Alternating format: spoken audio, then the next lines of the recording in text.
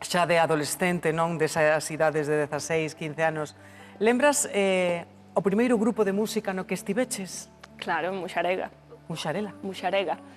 Era un grupo de música folk que había ali nas Pontes. E lembras os que compoñían o grupo? Sí, sí, sí. Como se chamaban? Seguimos en contacto. Miguel, Robert, Luis, Andrés, Carolina, Ana, Paula, que era a vocalista. Todos esos estábamos aí. Éramos un bon grupo de xente. Un bon grupo de xente! Sí. E que pensará ese grupo de xente da nosa convidada Sabela hoxe en día? Ai.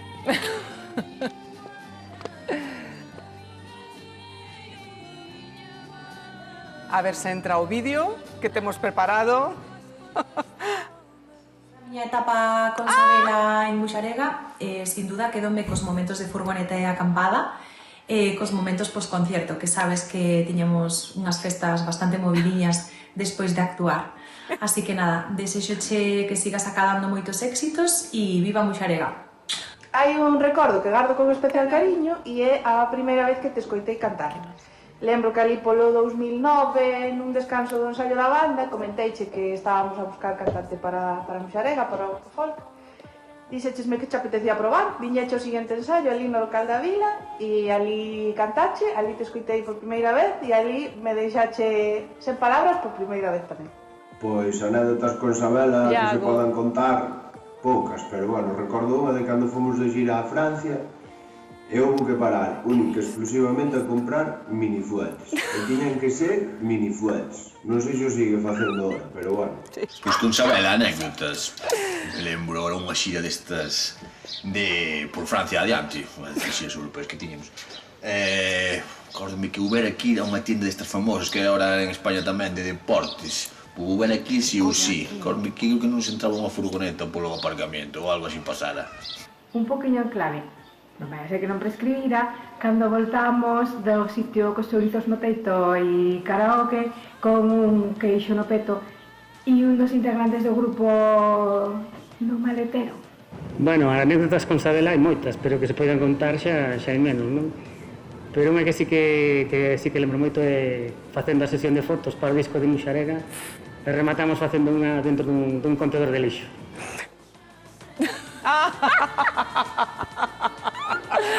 Madre mía, non me esperaba isto, que guai, que chulo. O sea, que non solamente cantabades, senón como pasabades, fenomenal. Facíamos de todo, trastadas de todas. Lembras algunha canción así que puderas así tararear? Sí, acórdome da de... Bueno, esta que amontou Andrés, que dicía Eu hei de ir alá, que queiras que non Vou pola ventana ou polo balcón. Esa, que bonito, por favor. Sí, había moitas moi chulas. Que voz tes. Sí. Vamos, non é de extrañar que chegara o teu momento con 24 anos en Operación Triunfo. Moitas gracias. Que lembras desa etapa en Operación Triunfo? Pois a verdade é que ahora quédame todo positivo, non? Porque xa cando pasan os anos, que parece que non, pero xa pasaron uns cantos, pero recordo como moi intensa. Había partes moi duras, porque ao final levábamos 3 meses encerrados. É unha competitividade... Eso, a ver, non tanto, porque éramos un grupo bastante xeitoso, como que todos nos levábamos moi ben, non estábamos pendentes de... O sea, ao final sabíamos que só podía ganar un ou unha. Si estás pensando neso todo o tempo, pásalo mal. O sea, claro. Entonces era máis, pois, o que máis me gustaba era eso, que ao final estabas nunha academia por e para a música, todo o tempo. Entonces, pois, o típico de los problemas de adultos, no, de hoy en día, pois non había. Non tiñas nin que pensar, nin que comer, solo pensar na música e todo iso. Soache esta canción?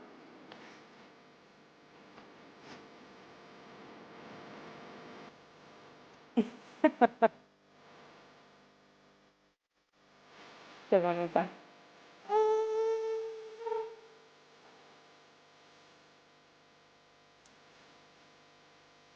Preciosa. Di preciosa, pero é a súa voz? No, hombre, que esa canción ese tema é impresionante. O sea... Ese tema saía do corazón. Sí.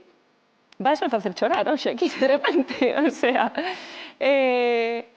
Sí, porque, o sea, eu acordo Que che trae a cabeza cando escoitas? Acordo de escoitar ese tema no meu radiocassette na cociña e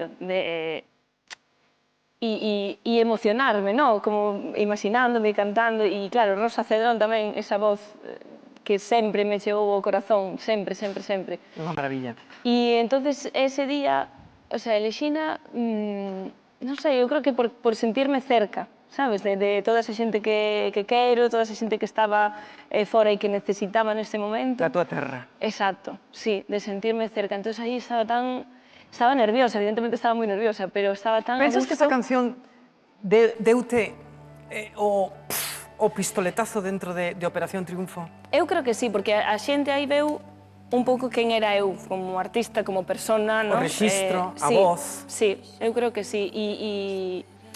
E veu unha identidade que, ao final, sendo artista, é moi importante que vexan eso en ti, sobre todo nun programa que cantas cancións de outra xente, non? Constantemente. Chega a oportunidade, chega o teu primeiro disco. Quero que escoitemos algo dese primeiro disco.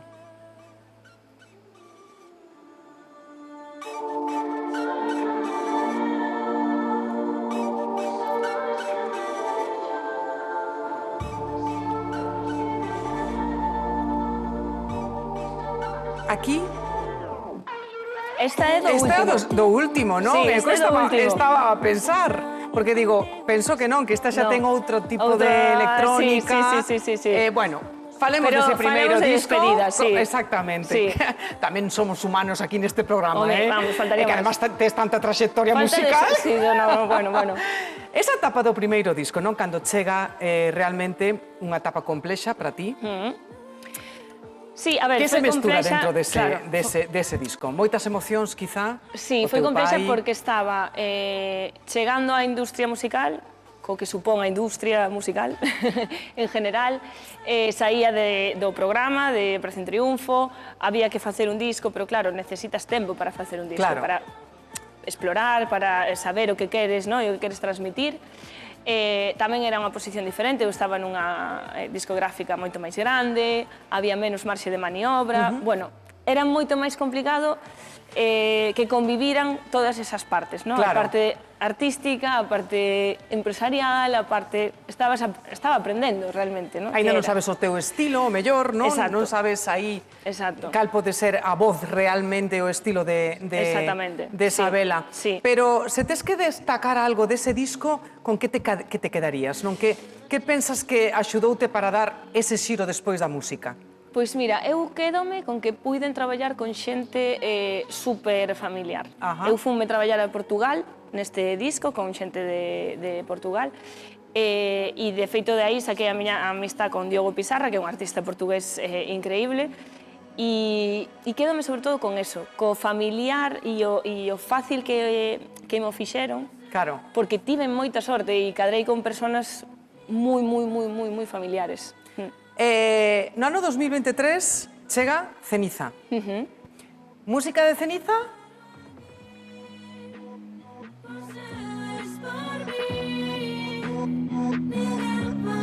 Tampouco.